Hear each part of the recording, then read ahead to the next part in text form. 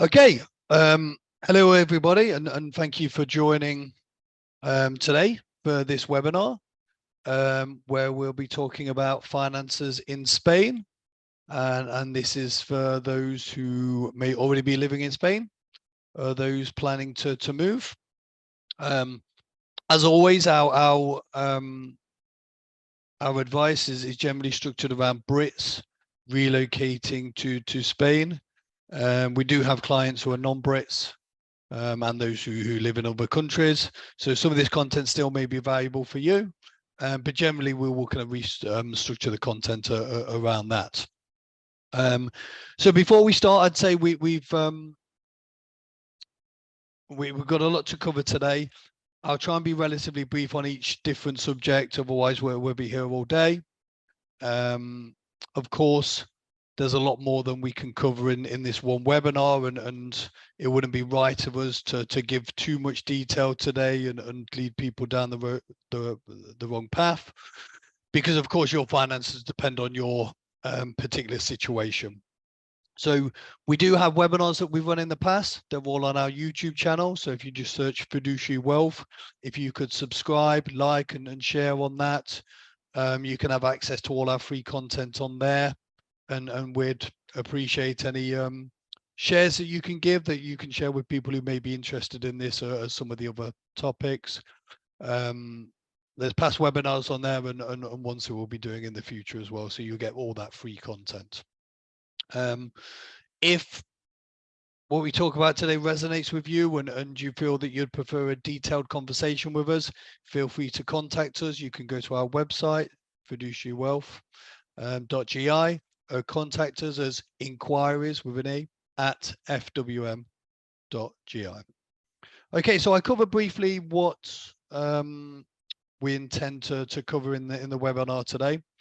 So we start with the UK side, so planning your UK exit and the concept of your UK domicile, which is very important.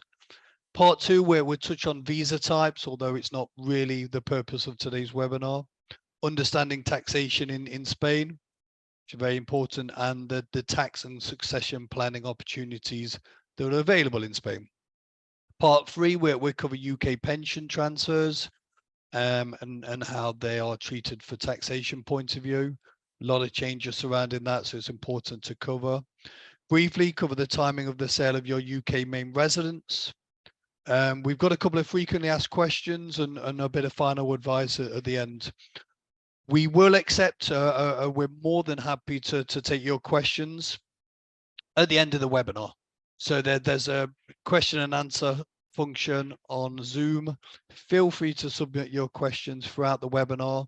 I will get to those at the end and hopefully be able to answer those for you.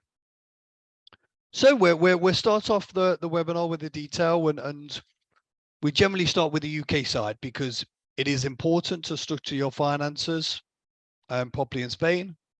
But before you do that, you need to ensure that A, that you exit the UK properly, and B, that you understand that your ties to the UK don't completely end from a taxation point of view.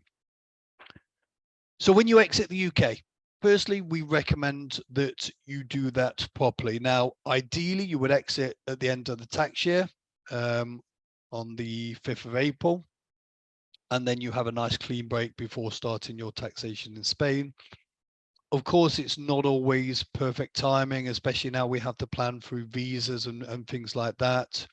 So you have to kind of consider the tax year of when you are moving from the UK to Spain, because it may be a case of you change your residency to Spain, you're now living there, but because that's towards the end of the tax year, anything you do during that period may still be due to be taxed in the UK, because you spent the majority of that tax year in the UK. So we're talking, if you move to Spain in early part of the year, January, February, you may already have been qualified for a full kind of tax year in the UK. Now, when you exit the UK, we say to do this properly. So you need to let HMRC, let the tax authorities know that you've exited the country from a tax residency point of view. Now, when we're saying that, this means someone who's relocated to another country, in this example, Spain, as a full-time tax resident. So what we mean by that, well, in Spain, the definition is you spend more than 183 days in Spain, your centre of vital economic interest is in Spain, which we'll cover a little bit later. So when you leave the UK, you should complete a P85. You can complete that on the HMR website. Or if you complete a self-assessment, you can note on your self-assessment that you will be no longer a UK tax resident and where you're going to change your tax residency to. So it's important that you register that, and that's for future income. So you aren't taxed at source in the UK, and then there's a danger of double taxation between Spain and the UK. Although there is a double taxation agreement to avoid that, it becomes complicated. You have to claim back tax. And for anyone who's tried to do that before, claiming tax back from the tax man is it's an arduous task. So complete the P85 via your self-assessment and register that you're a non-UK taxpayer then.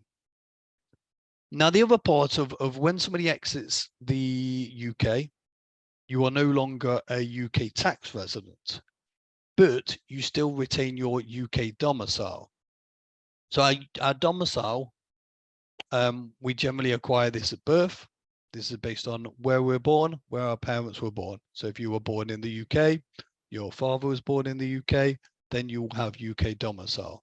You can always obtain a domicile as well by living in a country for a long period of time. So even if you weren't in the UK, but you moved and you've lived there for 20 plus years, it's very likely that you have a UK domicile. Now, the reason we mention that is because in Spain, when you pass away, they have Spanish succession tax, and this is based on where you're resident.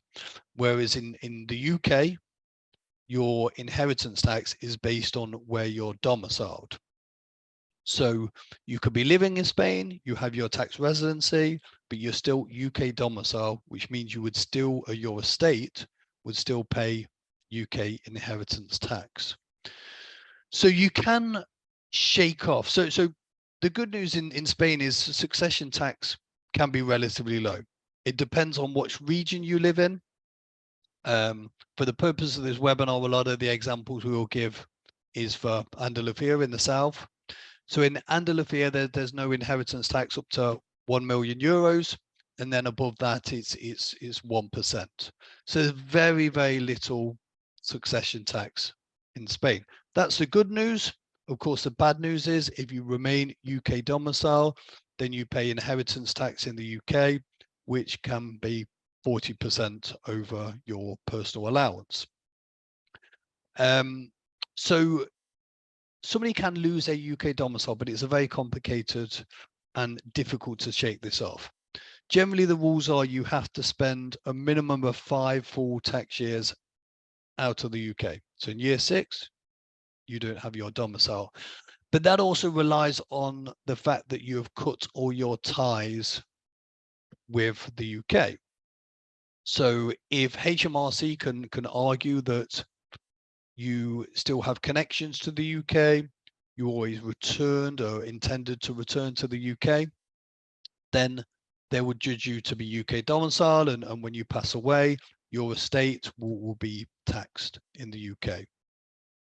So what we always say with your UK inheritance tax is very complicated, it's difficult to shake off. Of course, when this does happen, you're not allowed to defend your position as well. So it's always best to plan for the worst. And as an expat, there are opportunities to protect against your UK inheritance tax. And we will cover a few ways we can do that a little bit later. The final point on the UK side is the UK statutory residency test. So the UK statutory residency test effectively assesses how much time you can spend in the UK without re-triggering UK tax residency. So this is based on the ties you have. So do you have property in the UK, family, work interest, how much time have you spent in the UK in the last couple of years. Effectively, the more ties you have, the less time you can spend in the UK without retriggering UK tax residency. So you need to be mindful of that. We always recommend that the UK statutory test is assessed. So you know, okay, we can spend this amount of days in the UK without triggering UK tax residency. Because again, you could be in a position there where you're liable for UK tax, and Spain becomes very complicated. So we always recommend that the UK statutory test is assessed. There's also the issue that if you are in Spain, and we'll get to this in a minute, on a visa, there are limits on the amount of time that you can spend outside of Spain as well, to ensure that you retain residency. Okay, so that's the UK side. So we'll cover very briefly the visas in Spain. It's not really the purpose of this webinar, but we'll kind of touch on it because it's quite important these days. So again, this is a post-Brexit situation. So for those watching who are EU nationals, or you may have a EU passport, then you don't need a visa. You retain free movement. For Brits post-Brexit, we need a visa to be able to get residency in Spain. So now there are the kind of three main visas. There's the non-lucrative visa, the golden visa, and the digital nomad visa, which is relatively new. There are two further ones. There's the entrepreneur's visa, but you have to be setting up an innovative business in Spain that promotes the socio-economic development of Spain. It's very difficult to obtain that. And there's a highly qualified professional visa. So this is when you are sponsored by an employer to get the visa. So the employer does that for you on your behalf. Again, for them to be able to do that, they need to demonstrate there's a lack of candidates or alternative candidates available within the whole of the EU to fill this position. So it's difficult to obtain unless you've got very kind of unique skills in that regard. So we talk about the non-lucrative visa, and it's sometimes called the passive income visa, because effectively that's what you need to demonstrate to be able to qualify for the visa. So a key is, under the non-lucrative visa, you are not allowed to work in Spain. So it's mainly aimed at retirees and who can demonstrate that they have a passive income via pension income, investment income, dividends, rental income, or they have a large lump sum or savings or investments where they can demonstrate that you have sufficient resources to be able to live in Spain without being a burden on the state. The minimum that you have to demonstrate is around 28,000 euros for an individual, an additional around 7,000 euros per family member. So you could have the visa, and then your spouse could tag along onto that visa. And if you have children who are dependent on you, then they can be included in that as well. The second is the golden visa, which you can gain the visa based on investment in Spain. That's a minimum investment of €500,000 euros. And the most popular way to do this is via real estate property. So people buy a home, they can use that to live in as well, but that counts as their investment. The €500,000 euros can be spread amongst more than one property. But it has to be mortgage free. And something that's very important, that's important at the outset, the €500,000 euros has to be in one person's name. So to give a practical example, if Mr. and Mrs. Smith buy a villa for €600 in joint names, they think they qualify for the golden visa. They don't, because effectively they own 300,000 each. So one of them, if they wanted to go for the golden visa, would have to invest a further 200,000 euros. And the final one is a digital nomad visa, which is relatively new to Spain, and the details are still getting kind of ironed out on that. So we can talk directly to you if you're interested in the digital nomad visa. For all of the visas, you need proof of your income, the funds that are held. proof that you have property in Spain, and you need a clean criminal record, and you need private health insurance if you can't transfer your UK rights to Spain. Okay, so that's the visa. So we'll talk about the taxation in Spain, which is part of the purpose of today's webinar. And taxation can differ greatly from what we're used to in the UK. There's some commonalities, but there's a lot of differences. So we firstly start with the tax year. The tax year in Spain runs from the 1st of January to the 31st of December. So nice and straightforward. That is the calendar year. And then income, similar to the UK, it's taxed at progressive tax rates. So the more you earn or the more income you receive, then the higher tax rate you paid. Now, it's slightly different to the UK in the sense that there's a lot more tax bands. In the UK, we have the free tax bands, so 20, 40, 45. In the Spain, there's a lot more tax bands. The reason for that is the income tax you paid is a combination of a national tax rate and a regional tax rate. So what you will find in Spain is that the regional governments have a lot more control over the tax that you pay, and that's evidence in employment income. So for the first tax rate is around 18.5%. Half of that is generally the state, half of that is the regional tax rates. So tax rates will differ depending on what region you're in. In Andalusia, it ranges from 18.5% all the way up to 46.2%. And again, it depends on your levels of income. There's a much lower personal allowance than we have in the UK. In the UK, it's about 12,500. In Spain, it's much lower. In euros, about 5,500. This does increase when you reach the age of 65, and again when you reach the age of 75. And there are a few other allowances that you can claim if you have children living with you. You make charitable donations, but it's generally much lower than the UK. And when they assess your employment income, that's your total worldwide income. So you have rental property in the UK, for example. Now, in the UK, you have to pay tax on the rental property in the UK because that's where it's situated. Generally, your income, you pay where you're tax resident, but for property, that's an outlier in the sense that because it's physically situated in the UK, you pay to the tax in the UK.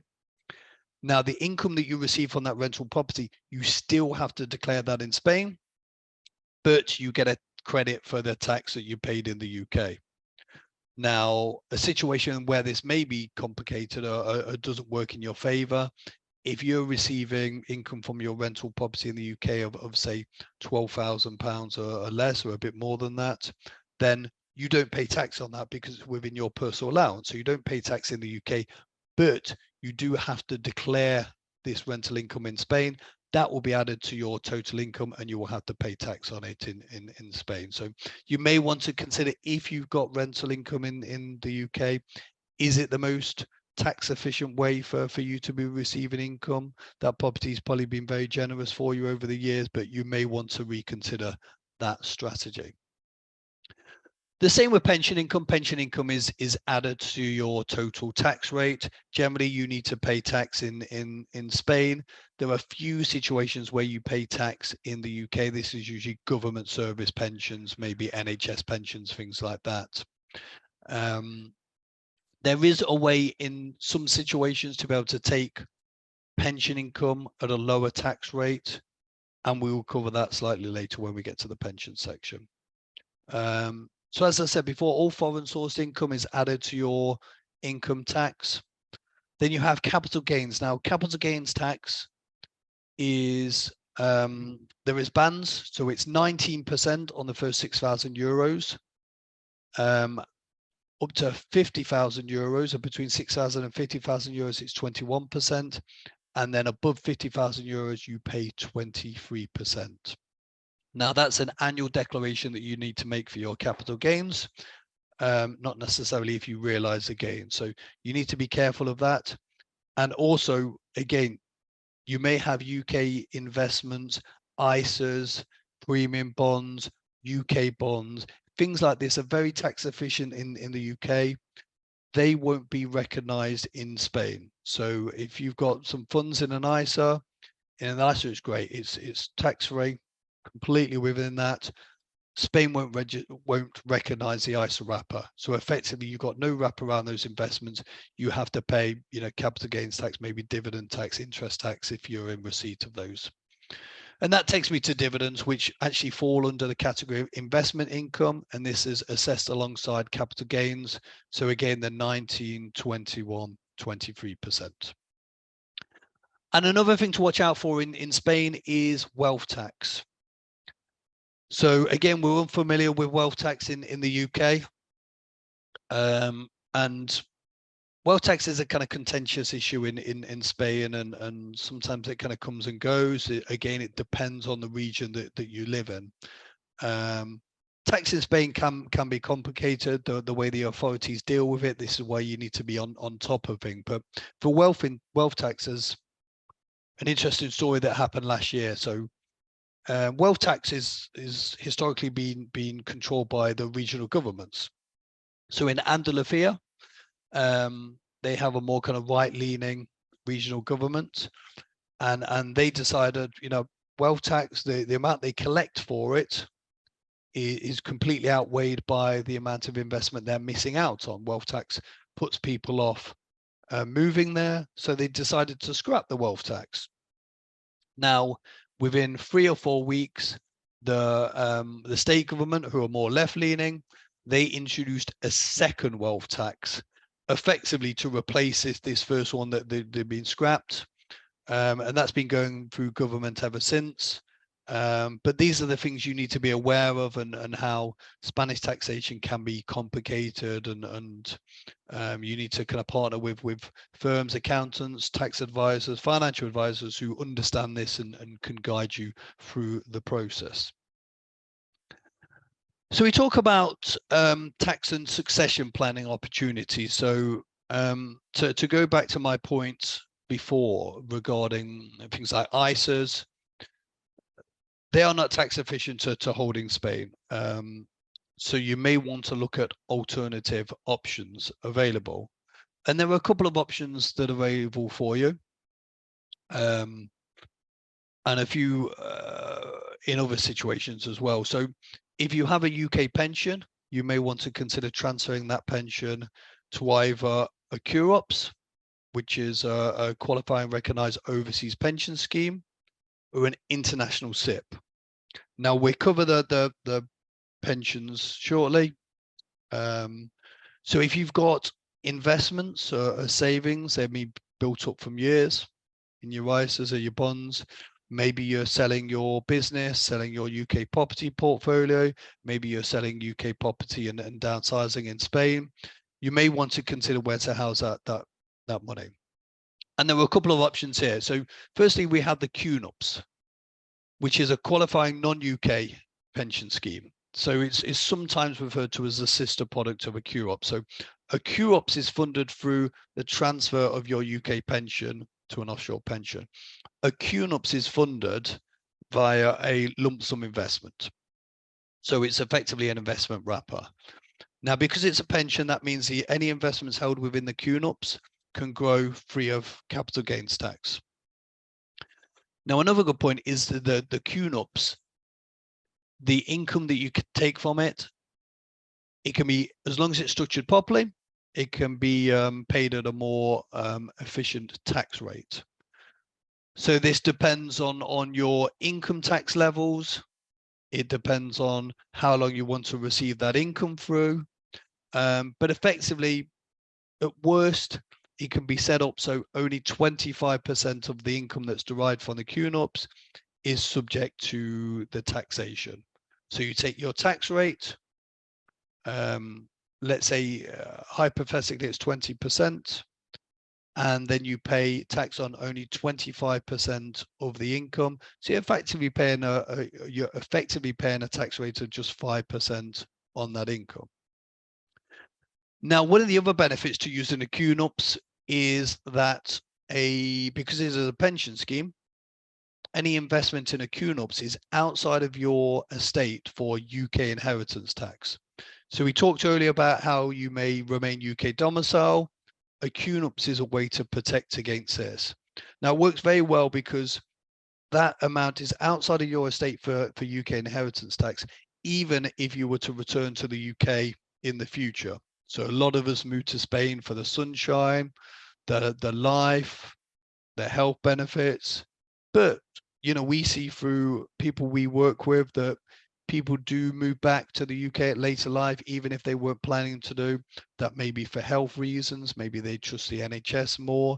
Maybe they now have children or grandchildren they want to spend more time with.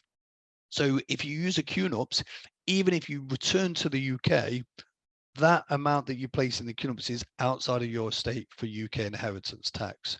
Now, it only works if the QNUPS is set up as a legitimate retirement vehicle.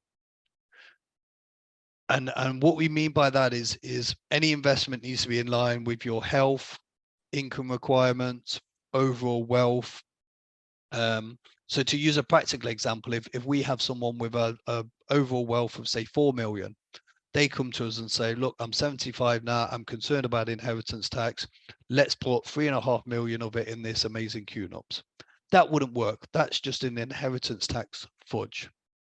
So with a QNUPS, the earlier you take advantage of this, the better, because there's more room, you've got a longer life to live, you want more income at later life. So that is something that has to be assessed properly, which as a professional firm we do for our clients, and ensure that it's set up properly so you can reap the benefits of that. Now, the second option you have is, and some of you may have heard of this, is the Spanish compliant investment bond. And I would just share my screen briefly while I talk through this. So bear with me. Okay. So hopefully that you can see that on your screen there. Of the Spanish compliant investment bond. So there I've just got the tax rates for capital gains that we talked about earlier. So 19%, 21%, 23%. And you have to, as I said before, you have to do that annual declaration on your investments, even if they're in a UK tax efficient wrapper. So the Spanish compliant bond is the closest that we get to the ISA. So it's not tax-free, but it uses what they call tax deferral. So there's no capital gains tax to declare, even if you're kind of selling assets during the year or these are growing in value, unless you make a withdrawal from the Spanish compliant bond. So no tax unless you make a withdrawal. So you can receive dividends within that, interest, capital gains. There's no tax to pay until you make the withdrawal. So if we use this example of how it works, because when you make that withdrawal, only the gain element of the withdrawal is taxed. So a very simple example here, this individual has invests 100,000 in a Spanish compliant investment bond that grows by 50%, so it's now worth 150,000. So 50,000 of it gain, 100,000 is the initial capital. This individual wants to make a withdrawal of 15,000 euros. So it's assessed. 10,000 of that is return of capital. That's not taxed. 5,000 of that is the gain element of it. So that is taxed. Because it's 5,000, is within that first 6,000 category. 19% tax to pay. So it's, and the client received 14,050 of that 15,000 withdrawal. So 19% tax paid. It works out as an effective tax rate of 6.3%. Now, another good benefit of the Spanish compliant bond is that this limits the tax reporting that you have to do. In fact, when you make a withdrawal, the bond provider actually pays the tax directly to Hacienda, who are the tax authorities here in Spain, and you just receive the net amount. So nothing for you to do. You make the withdrawal, they do the calculation for you and say, look, here's the net amount, you go and enjoy that. We'll deal with Hacienda for you. So the QNOPS and the Spanish compliant bond are two options for you. There may be other options depending on your personal circumstances. What we always say is there's not one, there is no one size fits all. Difficult for me to say one size fits all scenario. Depends on your individual circumstances, your finances, what you're looking to achieve, the income you're looking to generate, your risk tolerance, your time horizon of the investment. So we outline the details of these products. We're not tied to any particular product. What we want to do is what's best for the individual. So the best way to do that is to have an individual chat. We can assess your situation, and then we can talk you through the options, make our recommendations, and it may be a combination of using a few things, who knows. So then we talk about UK pension transfers. I touched on this earlier. So you have your UK pension, you're now living in Spain. You may want to move assets outside of the UK for various reasons. There's a lot of good reasons to do that. Pension legislation is changing a lot in the UK, and we're seeing that a lot. And there are more powers to the UK pension schemes to stop transfers between themselves and to offshore schemes as well. And we feel like they have an overreach for this. We know why it's happening. These companies don't want to lose the business, but also the UK has given you tax relief on pension contributions, but in exchange for that, they take tax when you withdraw from the pension. Now, they don't want to lose this. So, you know, you go overseas and you pay your tax elsewhere. They're trying to cling on to that tax, but really your pension should be in line with your tax residency. So you do have a couple of options. You can move your pension to a QOPS. So QOPS is a offshore pension. For those living in Spain, this should be generally held in Malta. Malta has a double taxation agreement with Spain, which means any pension income paid from a Maltese scheme is paid gross. They don't take any withholding tax. Therefore, you just pay the tax in Spain. Now, a QOPS is an offshore scheme. So that means if you transfer your UK pensions to a QOPS, it moves it out of UK legislation. So previously, there was what they call the lifetime allowance in the UK, which is a limit on how much you can hold in pensions. It was just over 1 million, 1,073,000. And if you breach that limit, you would pay a tax of 25% or 55%, depending on how you took that income. So previously, moving your UK pensions, if you were close or you'd already breached that limit, if you move your UK pensions at the point that they transfer, then you are assessed against the lifetime allowance. Once you've been assessed, you won't be assessed a second time. So then your pensions can continue to grow over and above that allowance with no further taxation. Now, the lifetime allowances has been scrapped recently in the latest Conservative budget. That's the good news. The bad news is a lot of people are saying, and I believe Labour have been vocal about this, that they may return the lifetime allowance should Labour get into power at the next election, which as it stands looks likely if you trust the polls. So taking this window of opportunity to move your UK pension out of the UK with no taxation and not to be concerned about any kind of future changes in legislation would be a sensible move. Now, a QOPS, again, similar to a QNOPS, the income can be taken in a more tax efficient way, but it very much depends on how that pension was funded in the first place. That needs to be assessed. Of course, it's a pension structure, so there's no capital gains on the investment. If it's held in a QOPS, then you have a broader range of investments that you can invest in, and you can have your income paid in euros in line with your new currency for where you're living. Now, the other option you have is to transfer to an international SIP. Now, an international SIP is a bit more of a flexible pension than a QOPS,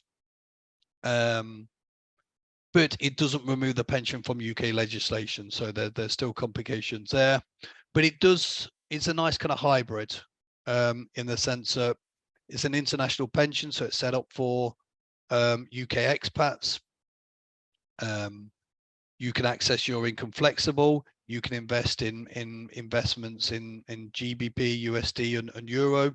You can have the income paid in whatever form you want, which again, we recommend that people receive income in where they're spending money in euros in your case, because then you don't have to be concerned about fluctuations in currency rates. Now, one thing a few people are doing at the moment, recent clients we've taken on, their belief is, you know, the sterling to euro rate is relatively low. It obviously decreased dramatically when the Brexit vote came in, and it lost some value last year when there was the Liz Truss mini budget. So they can hold some of their investments in sterling, and then as in their eyes the currency exchange improve, then they can slowly migrate into euros as well. So it's a nice way to kind of mitigate that as well. So with your pensions, again, it's similar to the investment options. What you decide to do should be based on your individual circumstances, and you should receive professional advice to help you achieve that. So again, we're more than happy to have a consultation or a conversation with you about the best options available for you. Now, the last part on this section is the timing of the sale of your UK main residence. So again, we have our property in the UK. It's our main home. We live in. We sell that property. There's no capital gains, of course. Now, if you relocate to another country, but you want to retain that property, you have to accept that that property will no longer be your main residence. So since April 2015, new laws were brought in the sense that that will be taxed if it's no longer your main residence. Now, in the UK, you have a window of around 9 months after you relocate to take advantage of it still being your primary resident property. But after that, then you will have to pay tax on some of the gain of your property. Now, the big concern is in Spain, where again, they won't recognize that as much. So you relocate to Spain, you retain your UK property, and then you want to sell it after a year. Not only do you have to pay gains on that property, but it's quite possible that Spain will want to tax you on the whole of the gain. They won't recognize the time period where it was your main property. So in reality, if this is a permanent relocation for you, we would recommend selling your property before exiting the UK. You may, if you're planning to spend a lot of time in the UK, you may want to sell that property and buy a smaller property with some of those proceeds, so you have a kind of bolt hole that you can use when you return to the UK. But the sale of your UK property is very important, that you plan that in advance, and that's something key that we try and speak to people before they relocate, because the planning is very important, and there are mistakes that you can make that you can't unravel. It's too late to do that. So we've reached towards the end of this webinar. So I hope it's been useful so far. I have a couple of frequently asked questions, a couple of kind of simple ones, but we do get asked this a lot. So we'll cover this. So one is, people ask, can I live in Spain and continue to pay my taxes in the UK? Now, I understand why people want to do that. Taxes in Spain can be slightly higher in some situations, and obviously we have the familiarity of taxation in the UK. But it's a very simple answer to that. No, you can't. If you want to live in Spain, you need to be a tax resident. Everyone in Spain, if you're living here, we have to do an annual declaration of your taxation. So you need to declare that. And post-Brexit is a lot easier to catch people out who aren't paying their taxation. So prior to this, there were, because we had freedom of movement, there were a lot of people kind of living in Spain under the radar, so to speak. So they would spend 9-10 months here. They should really be a tax resident here, but they weren't. They continued to pay their tax. They just never registered in Spain. Of course, post-Brexit, because we need visas and residency, you need to be official, and therefore you need to pay your taxes. If you know someone who's doing that and they're getting away with it, there's a good chance they will be caught. And half the end of the tax authorities, they do not mess about in Spain. They will charge you interest, they will fine you. And also, if you're here on residency via visa, they may revoke that as well. So you should always pay. If you want to live in Spain, you need to pay your taxes in Spain. Simple as that. And then another question we get a lot as financial advisors is, can I continue to use my financial advisor in the UK?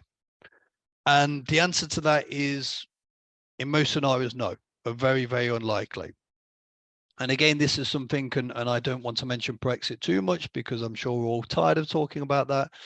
But this is something that's as a result of that.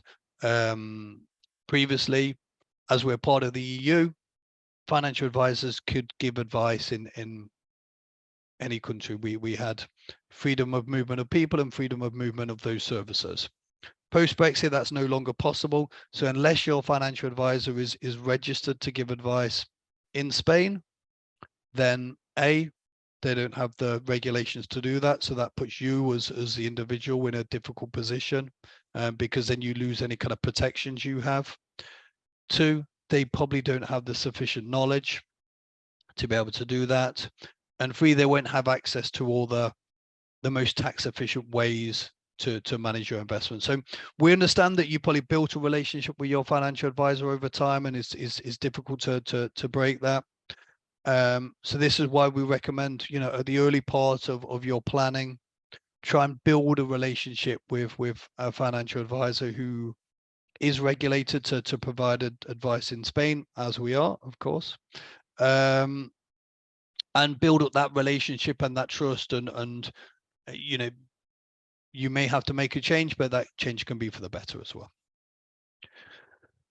So the final part of this webinar is we're often asked, okay, what is one piece of advice you would give to anyone looking to move to Spain or already living in Spain regarding their finances? So I think that the best advice we can give is make sure you do things properly. Now, there's a lot of advice on Google.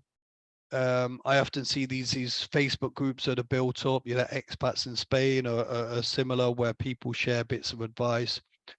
And I'm kind of shocked by some of the advice. Well, I'm not shocked anymore, but initially by the advice that people give in there and people accept. But the fact is, that's just somebody who could be typing anything, and there's a lot of misinformation on Google as well, and you might be able to piece some of it together, but it's like a jigsaw puzzle. You're missing that one piece. That there could be issues there, and I think Google and these Facebook groups are, I guess, a modern equivalent of the man down the pub who tells you need to do this and you need to do that. That guy might be right, but he also might be wrong, and at the end of the day, if it is wrong, it is you that has to deal with the consequences. So we would always say, kind of partner with professional firms that have the required regulation and knowledge to guide you through this process and work with you. I would also say do your research on the people you're working with as well, because the offshore financial advisory market is not as robust as in the UK. And therefore you need to ensure that you're dealing with a reliable, trustworthy firm and individuals who are looking out for your interests and not just looking to make huge commissions on your investments, which unfortunately we've seen before. So you just need to ensure that you understand that relationship and what you're paying for and how much you're paying for as well. And I guess the additional advice is to make sure that you plan in advance. I mentioned it earlier, but it's worth reiterating. The sooner you can plan, the better. Put your ducks in order, I think is the phrase, and then as you move to Spain, then you can enjoy the benefits to it and relax, rather than worrying about what you haven't done. So we like to engage with people nice and early so we can plan in advance and guide them through the process. And I guess the final bit of advice is goes back to inheritance tax, just because it's something that people overlook a lot. Is very important. Inheritance tax is often referred to as a voluntary tax, because there are ways of mitigating it. And generally what we tend to find is you have the people who are under the allowance, they don't pay. And then you have the super rich who don't pay because they plan advance. And you get the people in the middle section who are just over that limit or over the limit by, a relatively small amount, and then have to pay the tax. I think there was a research came out recently, and the average inheritance tax bill is gone up significantly. It's around 250k, and there are ways to mitigate that, especially as an expat. So take advantage of that. Wonderful. So we've reached the end of the webinar. I appreciate everyone's patience in watching, be it live or on the recording. I'll say again, if people can go to our YouTube channel, if you're not already there, and subscribe and share and like, we'll be very kind of grateful for that. Okay, there's a question here.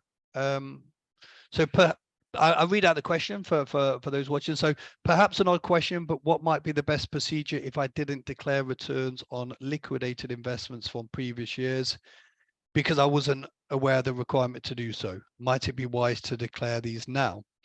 Okay, so it would be very wise to declare these now, James.